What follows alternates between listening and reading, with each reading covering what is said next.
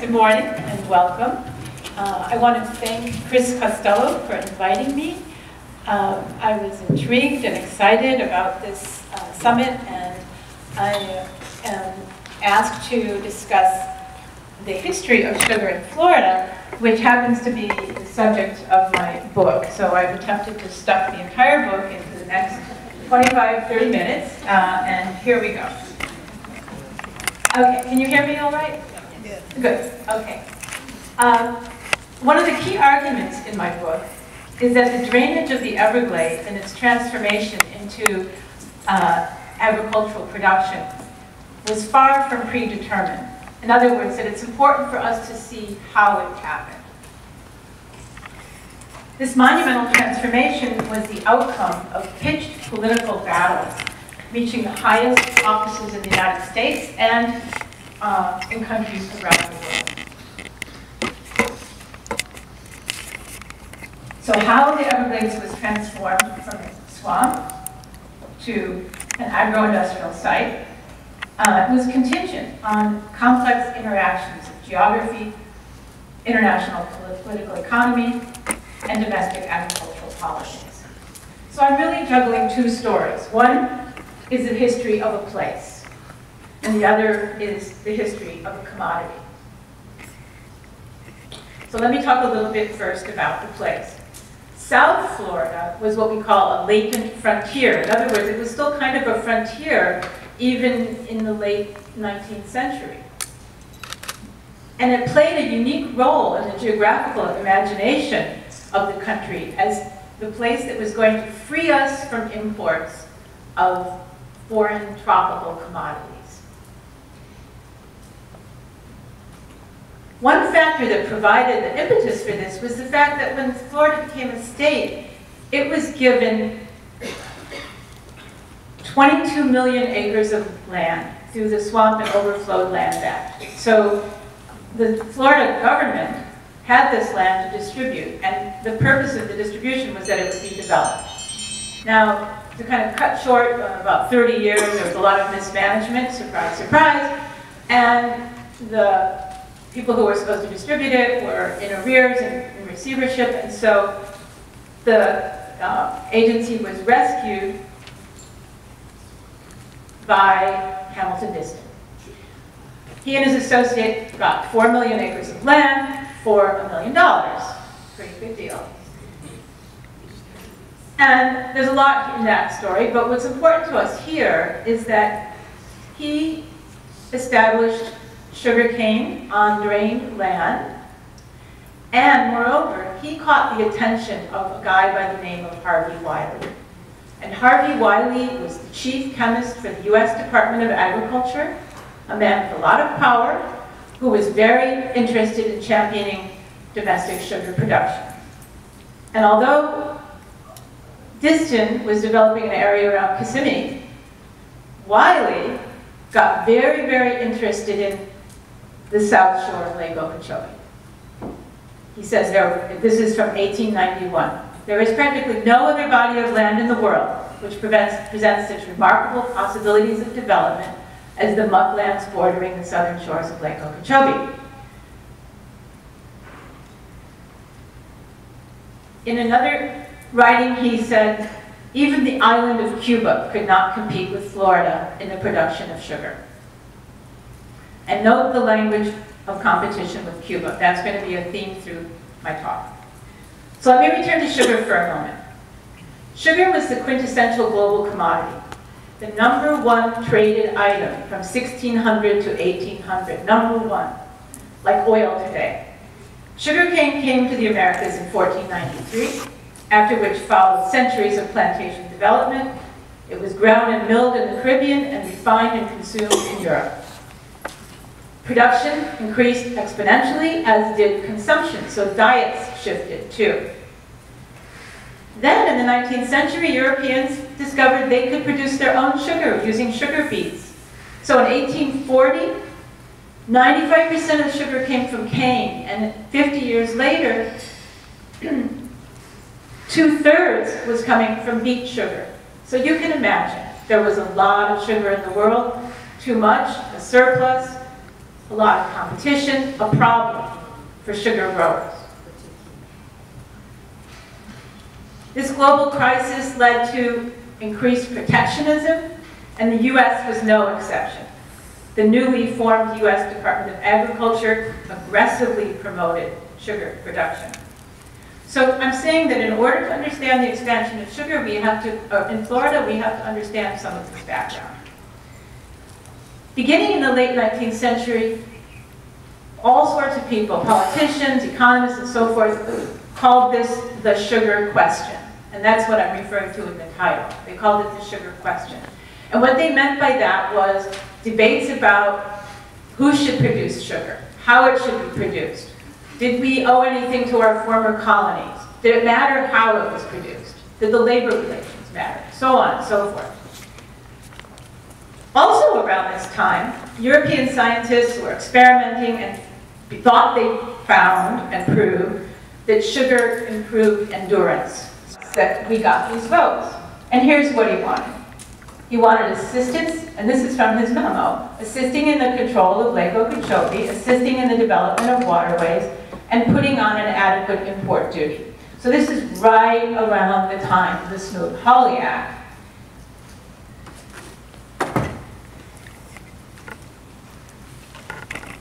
This is the party writing back to him. I've succeeded in, I succeeded in getting the administration forces lined up. It will go through, we will get everything we're asking for. If the engineer's report comes through in the right shape, we will put it through without having hearings either here or in Florida. So, Dahlberg went to Washington himself to lobby for the tariff, and I just want to emphasize one thing. He said, we must have adequate protection against the competitor who is now dumping sugar on us at ruinous prices, that is Cuba.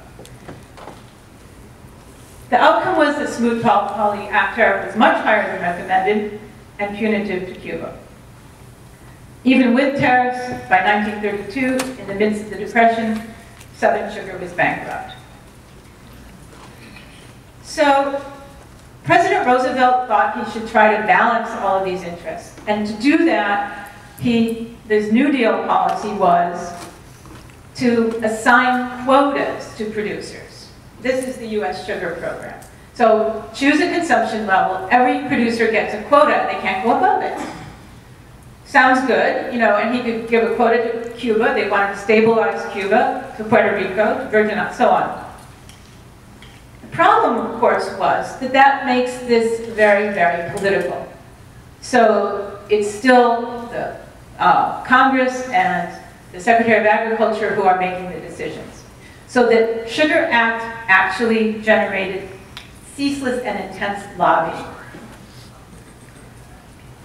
Florida's lobbying was led by Clarence Fitting, who was then vice president of, who was chairman of USSC for 15 years. And he and Charles Stewart Mott, who came to Clewiston sometimes, he divided his time between there and Detroit because he was an active vice president at General Motors. The two of them took over Southern Sugar, renamed it United States Sugar Corporation, thinking this is going to sound good, you know, strategic. And Fitting really took the initiative in defining the sugar question. This was the context. And so one of his targets was always Cuba. In his booklet entitled Cuba, he said that Cuba was ungrateful, untruthful, and greedy, among other things. He used a lot of photos, and I want to run through some. Okay, this was his main message. American market belongs to the American producer. And you can see what an important source Cuba was at the time. So what he did is he would show other regions and show why they weren't deserving or why they weren't modern. So here's plowing sugarcane in Louisiana. Note, they're using animal power. And here we are in the Everglades, we use machines. Harvesting sugarcane in Cuba using women, God forbid. In Florida, we only use men. Living in Cuba actually looks kind of, anyways, it was a little thatched roof building, whereas Security Council said, as far as the strategic use of sugar, Cuba has been our only reliable supplier. The domestic producers haven't been able to ramp up during war. But domestic users disagreed and asked Congress to revisit the Sugar Act retroactively. So it wasn't due to expire, but they wanted a bigger quota. And they wanted it at Cuba's expense.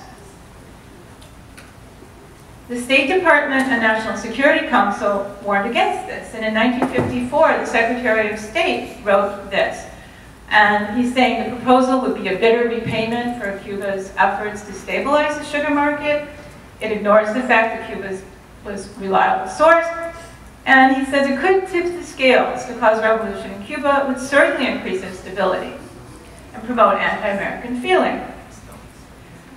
U.S. State Department memos warned that it would weaken the Batista government, render it more vulnerable, and more to the point, the U.S. ambassador in Havana believed any change in sugar legislation before the expiry date would mean the fall of the present government. But politicians representing the sugar states lobbied President Eisenhower to support rewriting of the Sugar Act.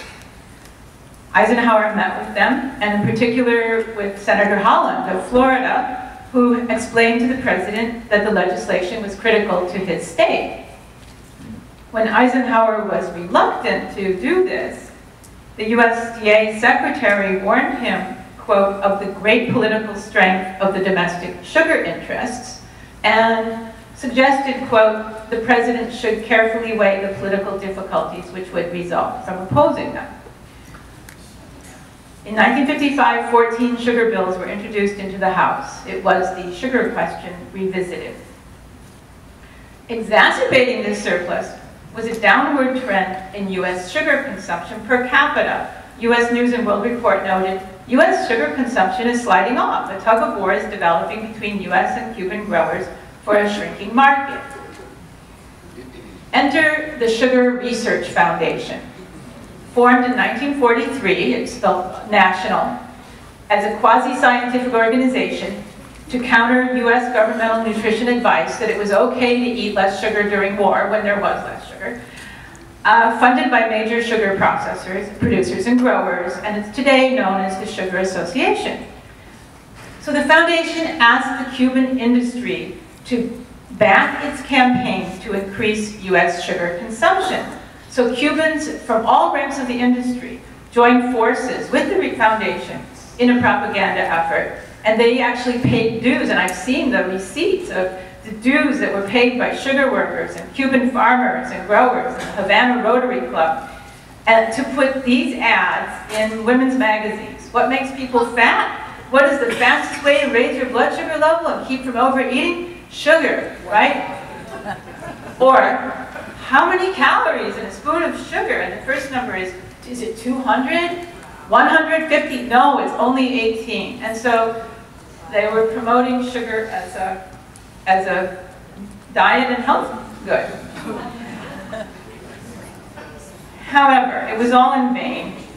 Despite Cubans' best efforts and strongly worded opinions from the State Department, Congress passed the Sugar Act of 1956, and Eisenhower signed it. The act retroactively cut Cuba's market and increased domestic. The response from Cuba was immediate. The Cuban Secretary of Agriculture published a statement that the law had not done justice to Cuba. In July, Presidents Eisenhower and Batista met in Panama City. Batista reminded Eisenhower that sugar comprised 87% of Cuba's exports. And Eisenhower replied, quote, everyone is mad about the sugar situation. And then he noted, quote, the American form of government is such that it is impossible to make promises as to what we can and cannot do. And then he suggested that they step outside to be photographed. But photo opportunities were not sufficient for the Cuban economy. In April, the State Department was informed of a pending sale of Cuban sugar to the Soviet Union, and officials voiced surprise that Cuba would do that. And they said cognizance will be taken of that. So I'm not contending that the 1956 Sugar Act triggered the revolution. There were a lot of problems. But I am pointing out that there was widely held perception within the US government that cutting the quota would be destabilizing. The State Department was clear about that. The USDA held a different opinion. In the months after the revolution, the US administration attempted to assess where the new Cuban administration was going, and sugar quota was central to its negotiations. And the major arsenal in the US's position was sugar. The State Department wanted that quota kept as a tool of negotiation. The USDA was less patient, and in December 1960, Eisenhower suspended Cuba's sugar quota, which threw the whole US sugar system into chaos. So domestic growers saw their chance. USDA memos recounts, quote, "The demand for acreage by new growers is reaching the breaking point. Something must give. The most vociferous demands are from grower groups wishing to get new mills established in Florida." The problem was that until 1960, the system had been structured around Cuba as the swing producer, the buffer.